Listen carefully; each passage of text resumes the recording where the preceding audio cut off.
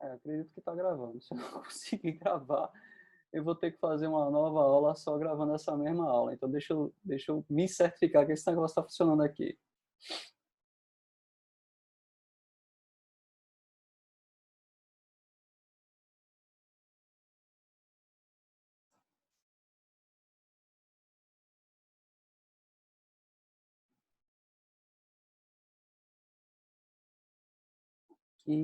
Ok. Certo, certo. Bate-papo ok. Assuntos ok.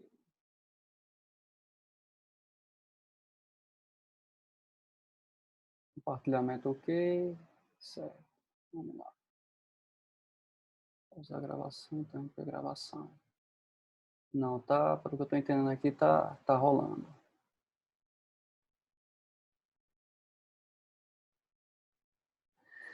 Beleza, então vamos lá. Vou abrir o microfone aí para vocês. Com relação ao primeiro papo que a gente teve, o que é que vocês acham aí que são pontos fortes no comparativo entre a metodologia científica geral, principalmente nas áreas de exatas, das ciências exatas, com a metodologia científica do direito? Por que existem, se existem diferenças, quais são, e quais são as diferenças que vocês gostariam de pontuar? Quem é que pode colaborar aí, iniciando a conversa?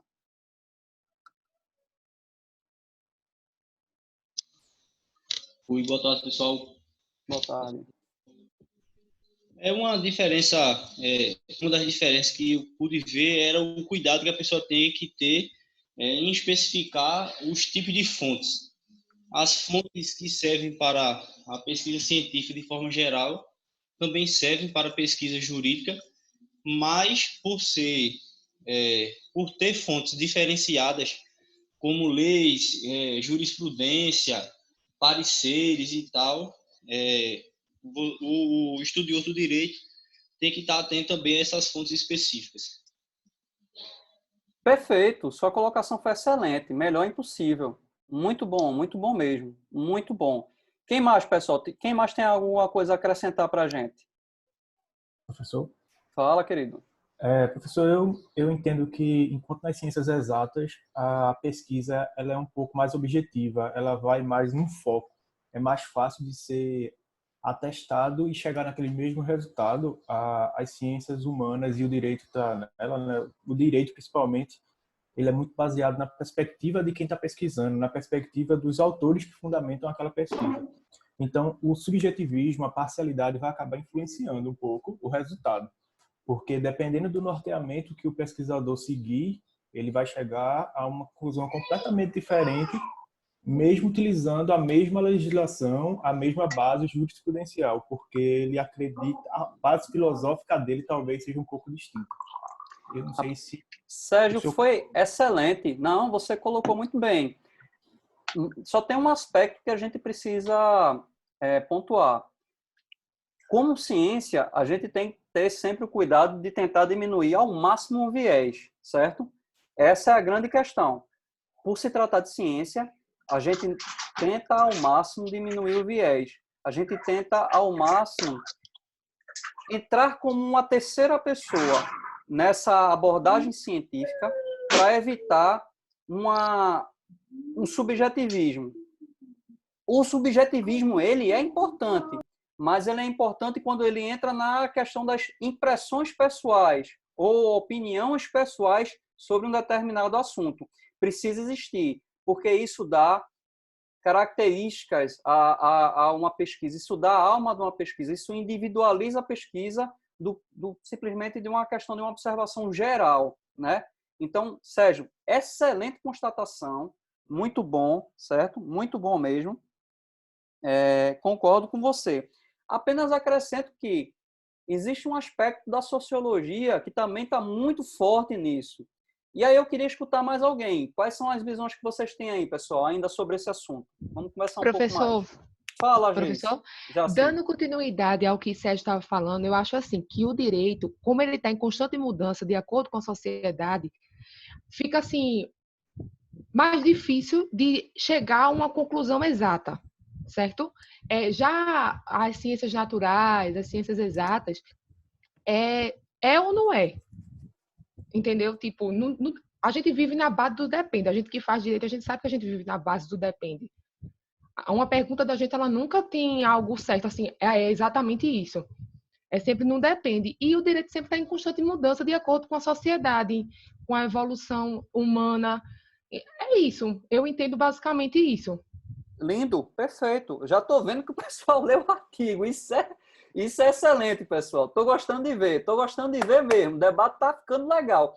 Jace, lindo, perfeito. Adorei quando você pontuou principalmente o lado da questão dinâmica, entendeu? Da pesquisa. A gente já havia conversado isso anteriormente. E isso é um dos aspectos comuns, tanto na pesquisa científica, de áreas das exatas e etc., como também no direito. A gente tem a mudança das percepções ao longo do tempo, à medida que novos fatos se constatam, podem ser comprovados, isso não só na sociologia, como também nas ciências exatas. E essa sua colocação foi brilhante. Pessoal, estou muito ansioso para ler esse trabalho de vocês. Eu tenho certeza que vai ser muito massa. Tenho certeza que daí a gente, de repente, pode até alguns artigos aí que possam ser publicáveis. Vamos ver que isso é bom, vamos ver que isso é massa. Pessoal, vamos lá, eu estou gostando. Tem mais alguém que queira contribuir com alguma coisa? Eu, professor. Fala, meu amigo Lucas. Tudo bom? Tudo bom? Boa tarde, pessoal. Boa tarde a todos. Boa tarde. Professor, eu achei assim, o texto do professor João Maurício Deodato, ele é perfeito. Eu acho ele muito claro e tem um quê de empirismo nele, né? Ele traz a vivência dele pessoal, a observação dele. A gente vê que é um texto que ele se insere nele, né? Não é uma citação, né? Eu achei fantástico nisso e eu concordo com o que os colegas falaram, né? Concordo sobretudo com a fala do colega Sérgio, e o que o antecedeu eu não lembro. Não lembro o nome aqui do colega que antecedeu o Sérgio. Eu anotei aqui Jace, Sérgio, anotei meu amigo, acho que Américo falou alguma coisa. Não, o anterior foi Yuri, né? Yuri.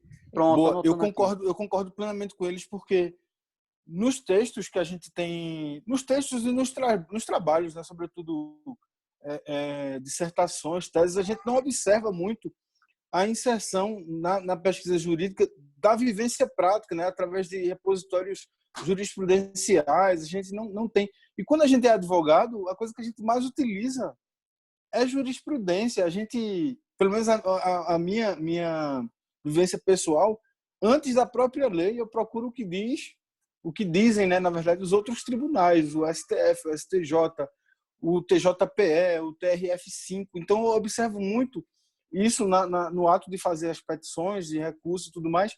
E nas pesquisas jurídicas, a gente realmente não vê tanto isso.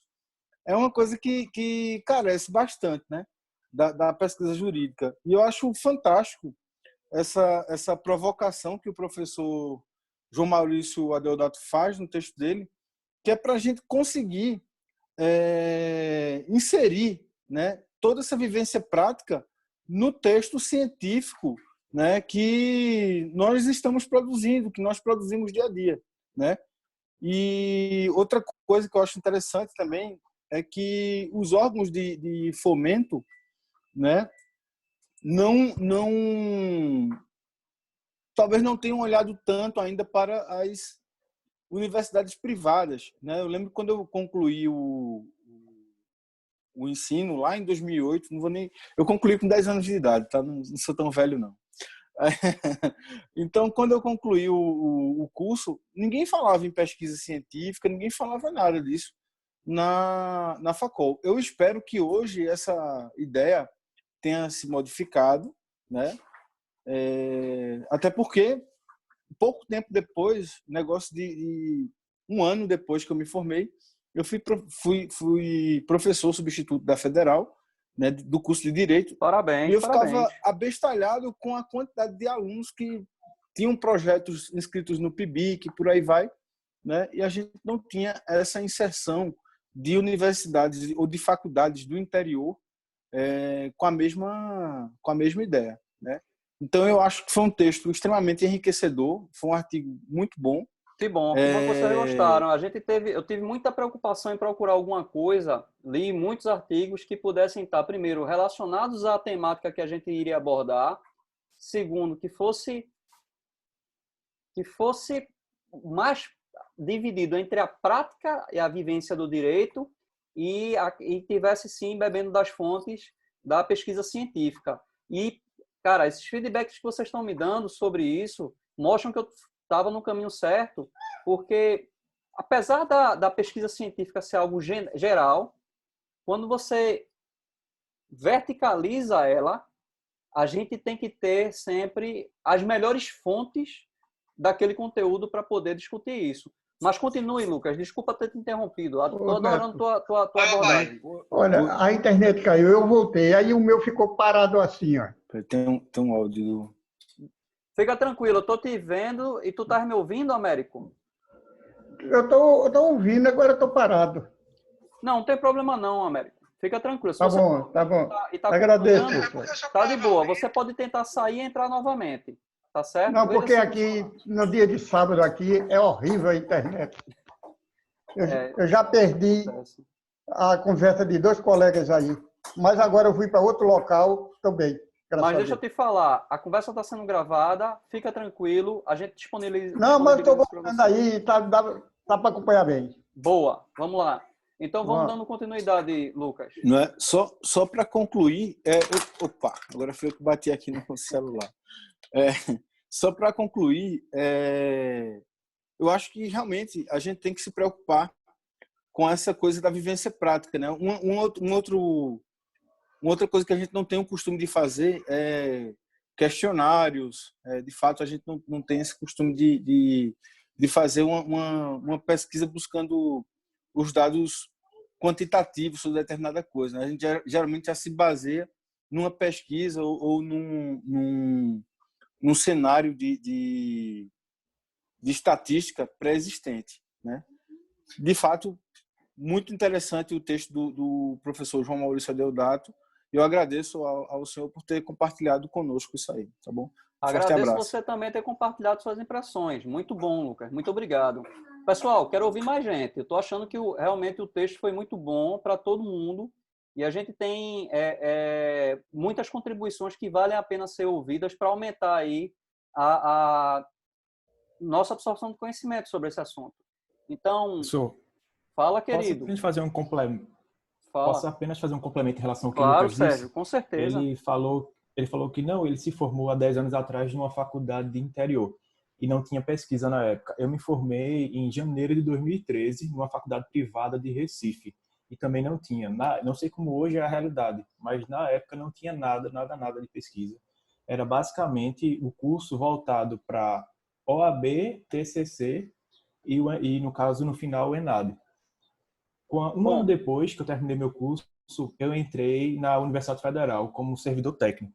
E eu fiquei impressionado, como o Lucas falou, com a quantidade de pesquisa que tem no início da graduação, coisa que eu não tive acesso. Por exemplo, o estímulo a fazer artigos científicos, por mais que tivesse uma conversa aqui e ali, era algo muito remoto, algo muito longe da nossa realidade de sala de aula. Enquanto na universidade pública é algo que está inerente. Todo mundo respira produção científica. Isso é um fato.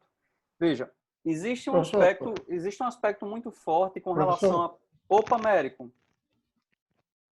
Olha, veja só, eu como já estou praticamente fim de carreira, que eu já tenho meu... Não diga isso, Américo, não diga isso. Não, é porque, veja só... A Deus o futuro pertence. Eu concordo com os colegas que estão dizendo, se eles sentiram dificuldade nesse daí, quando estava fazendo o curso, eu comecei o meu curso em 81 na Unicap. E lá não teve... A gente fez o curso, a minha turma, não apareceu nenhum trabalho de conclusão de curso. Nem como a gente dizer assim, não teve como fazer petições, contestações, não teve. Foi muito difícil, foi apenas dizer assim, terminou. Ora, e eu sou de uma família que vem lá do interior, do corte da cana, que eu até fiz o 2º grau, trabalhando no campo, tinha dificuldade de não ter ninguém formado. E realmente eu senti até, morando em escada, aonde eu não poderia dispor de colegas para me incentivar e também me acompanhar. E, por cima, eu ainda tinha que dar aula em 2 escolas. Quer dizer, quando eu vejo um trabalho desse assim, um artigo, uma coisa, eu praticamente, com sinceridade, eu me vejo perdido, né? Mas eu não estou muito preocupado, porque eu já estou aposentado, estou em fim de carreira, e estou Américo, fazendo simplesmente para aprender um pouco. me permita fazer uma pontuação. Existe algo que a gente não consegue e a gente nunca vai conseguir substituir. Chama-se experiência. A experiência é a vivência ao longo do tempo, são as situações que a gente se interpõe. A experiência ela está relacionada também com o nosso meio e grupo social. A experiência é um conjunto de vivências que nos torna únicos. E cada pessoa tem uma colaboração singular quando a gente trata de experiência. É um privilégio conversar com cada um de vocês aqui. É um privilégio para mim. Sempre vai ser participar de classes onde a gente possa estar conversando com pessoas com experiências diferentes. Você é um homem que tem uma experiência maravilhosa, entendeu? E vai sempre contribuir. Sempre contribuir. Seja como mentor no futuro, seja como advogado, seja como você quiser. Mas a experiência é algo que ela não pode ser tirada de ninguém, tá certo? Fico feliz em ter você em nossa turma. Tenha certeza Eu tenho que... experiência muito bacana. Ótimo, é isso que a gente precisa. A gente precisa escutar pessoas com experiência. 2016 fui em coma por 8 dias, 2015 por 5 dias, por causa do rins. É uma experiência de coma, né? Veja, não é agradável, mas graças a Deus eu sou uma outra pessoa por conta disso. Bom, Américo. Bom, fico feliz que você vê nas dificuldades, oportunidades. É assim que a gente tem que pensar mesmo, tá certo? Pessoal, Sérgio, eu estava te ouvindo, achei legal sua introdução. Conclui ela para mim, para que a gente possa dar andamento. Professor, eu acho que era aquilo que eu disse, que na universidade pública respira-se pesquisa em todos os âmbitos, seja na parte administrativa, onde eu estou, seja na docência, seja nos alunos, em todo canto que você vai, tem algum projeto, alguma atividade relacionada a publicações de artigos. Isso é incrível. Na minha época de faculdade privada, era muito raro você escutar algum professor que investia em grupos de pesquisa. Tinha grupos de estudo, eu lembro, mas de pesquisa, não. Tem alguns aspectos que estão muito relacionados a essas questões. O primeiro aspecto é que trata também do perfil do próprio aluno. Nas faculdades privadas, a gente sabe que existe a necessidade, mais do que nunca, de trabalhar para poder pagar a faculdade, e isso é geral, tá? Até porque também, se você for ver, a maioria dos cursos nas faculdades privadas, eles acontecem à noite, né? Então, essa é uma das questões. Nas faculdades públicas, não que as pessoas estejam ali, elas sejam pessoas que não precisem trabalhar ou não têm uma condição também diferenciada de vida. Mas eles respiram, sim, um pouco mais de ciência, porque tem como finalidade também a própria mentalidade do curso. Os cursos de formação em faculdades privadas, eles preparam muito mais o cara para labuta. E o curso em faculdades públicas, eles estão procurando mais desenvolver pesquisadores. Então, esses são aspectos assim que são bem claros. Mas, assim, o que eu sugiro? Enquanto professor da Facol, eu tive a oportunidade de trabalhar com alguns grupos de iniciação científica, propor trabalhos de iniciação científica, tive alunos que foram premiados. Tenho a grata oportunidade de ter colegas no doutorado que são alunos da Facol e foram meus alunos enquanto eu fui docente. Então, você está lá num curso de pós-graduação, você está vendo um cara que você formou com você fazendo doutorado, não tem satisfação maior no mundo que pague isso, entendeu? Então, essa é uma experiência que eu tenho que vai nessa linha. E o que é que aconteceu? Qual foi o diferencial? Esses alunos, eles procuraram seus coordenadores e seus professores e, de fato, eles instigaram esses professores, eles cobraram desses professores, sim, vivência nessa questão científica. A minha opinião sobre isso é: procurem seus professores, procurem seus orientadores ou pessoas que possam te introduzir nessa vivência da pesquisa científica ou na produção científica e trabalhem juntos, entendeu? Para que a gente possa sair do outro lado. Sempre vai ter que haver esse estímulo, mas, na verdade, quando a gente olha para o lado das faculdades particulares, essa é uma demanda que geralmente vem do aluno, muito mais do aluno do que do professor, tá? Então, essa é a dica que eu dou para vocês. Procurem seus professores, digam que querem publicar. Os caras que estão ali, sim, são pessoas boas, ótimas, e têm essa vontade. A faculdade também dá vários incentivos para quem não sabe, tá? Que vai desde de financiamento de algumas linhas de pesquisa, bolsa de monitoria, tem muita coisa legal. Pelo menos na área de computação, a gente tem essa flexibilidade. Converse com seus coordenadores, instiguem eles em assuntos que são comuns e de interesse comum para a faculdade e para vocês. Eu tenho certeza que a gente vai evoluir com relação a isso. Mas, Sérgio, muito obrigado aí pela tua contribuição. Pessoal, eu estou vendo aqui que em organização da pesquisa jurídica, a gente também tem uma questão que é bem legal aqui, que foi um dos trechos que o nosso amigo Lucas, ele pontuou maravilhosamente bem, que foi justamente essa questão de beber das fontes da pesquisa jurídica na prática da pesquisa jurídica, né? A correlação histórica dessa, né? O conhecimento empírico que está nessas fontes de conhecimento. Maravilhoso esse texto, Lucas. Eu até encontrei aqui, não sei se vocês estão vendo um compartilhamento, vocês estão conseguindo ver o compartilhamento aqui na minha tela? Pronto. Então, estou dando uma ênfase aqui por isso, porque eu achei muito boa essa sua colocação. E queria ouvir vocês um pouco mais sobre isso. Quem tem mais algo a colaborar ainda aí? A gente ainda tem essa primeira parte da nossa aula, eu quero conversar com vocês sobre isso. Na segunda parte, a gente já entra na aula sobre o assunto propriamente dito. Vamos lá, vamos trabalhar. Fala, querida. Vitória Arruda. Oi, boa tarde, pessoal. Boa tarde, professor. Boa tarde. Vocês estão me escutando bem? Perfeito. Vê só, fazendo um resumo de tudo que o pessoal falou, realmente a questão da pesquisa científica deve ser procurada pelos alunos. Eu tiro por experiência própria. Quando eu concluí o meu TCC, a minha orientadora maravilhosa, minha professora, após a finalização dele, ela conversou comigo e falou: e aí, Vitória, vamos mudar isso aí e fazer um artigo? Aí eu disse: vamos, professora, como assim?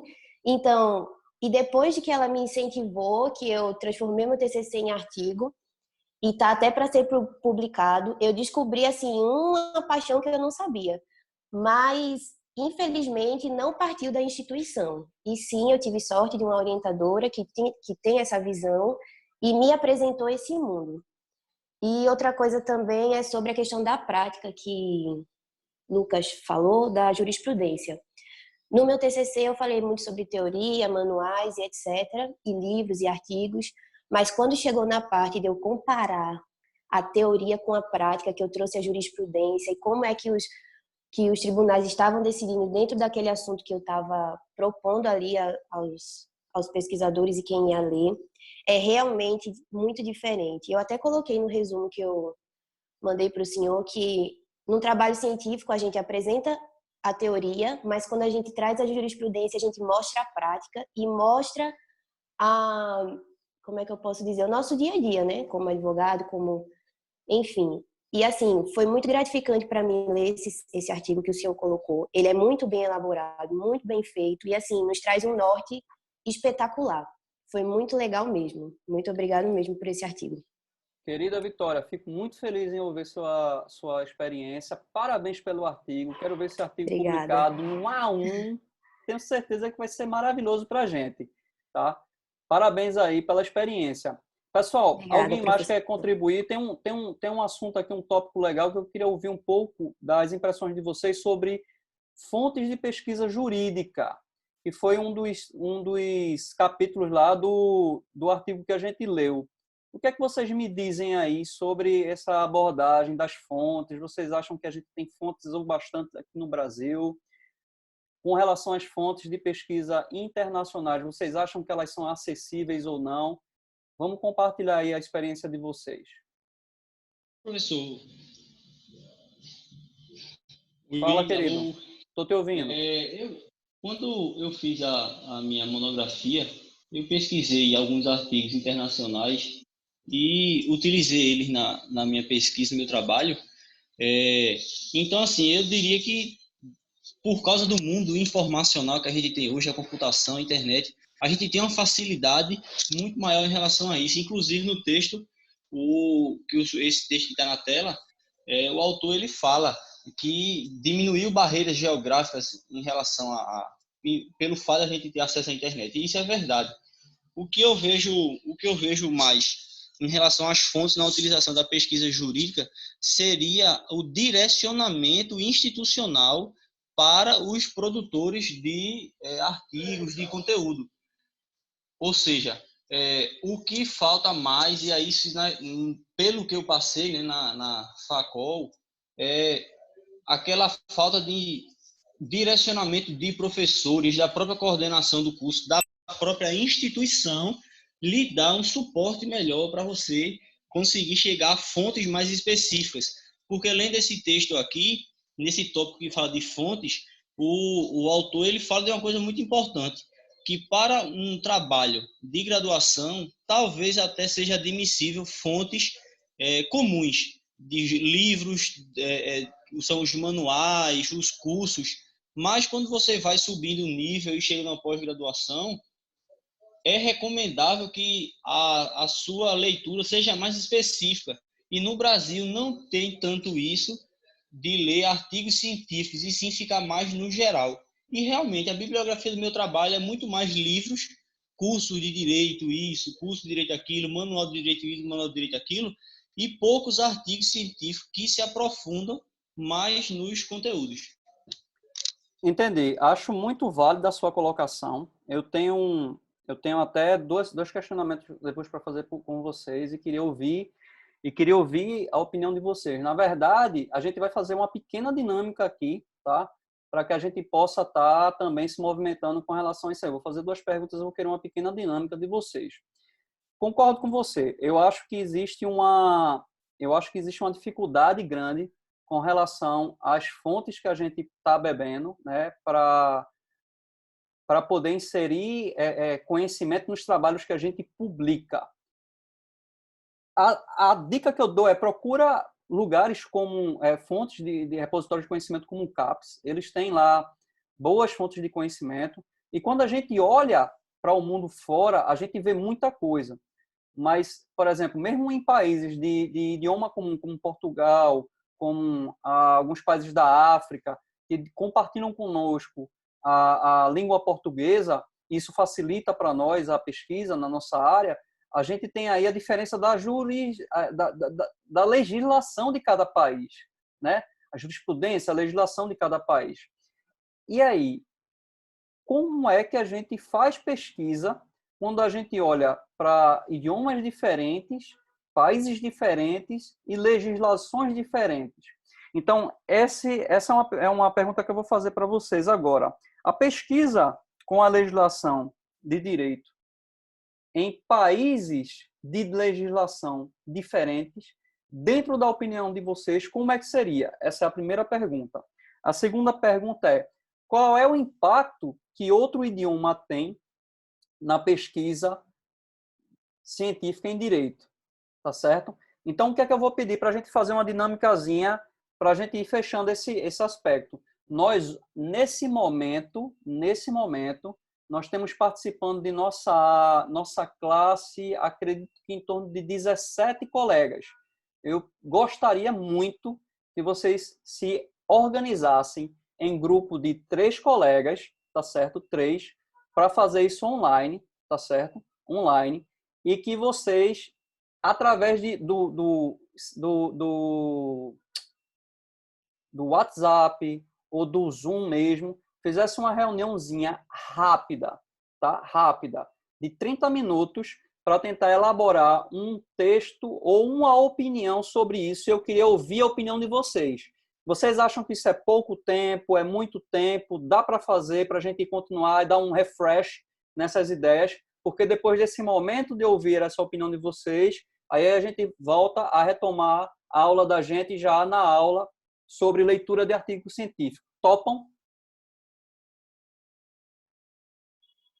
Ô, professor, Fala, querido. é o seguinte, o senhor falou que tem 17 pessoas, mas a gente não sabe quais são. Eita, vocês não veem a tela compartilhada, não, é? Não, eu só estou vendo o senhor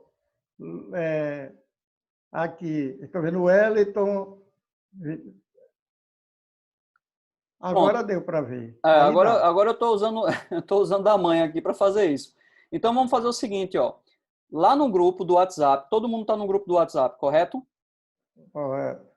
Então lá no grupo do WhatsApp, eu vou pedir que vocês se organizem em grupos, certo? Isso precisa acontecer, porque isso é uma prática para que vocês consigam a manha de se organizar dentro dessas dificuldades. Eu acho que em torno de 30 a 40 minutinhos para vocês fazerem esses grupos pequenos, 3, 4 alunos. Eu quero que vocês debatam entre vocês esses dois tópicos que eu acabei de falar, para que a gente volte depois de 40 minutos, tá bom para vocês?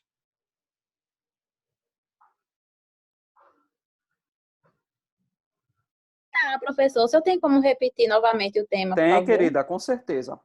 Veja, a pesquisa jurídica em países, como acontece a pesquisa jurídica, certo? Em países de legislação diferente, certo? Como a gente faz a pesquisa jurídica em países com legislações que são diferentes?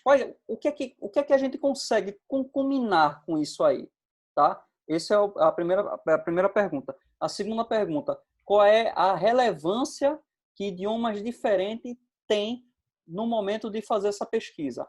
É um empecilho?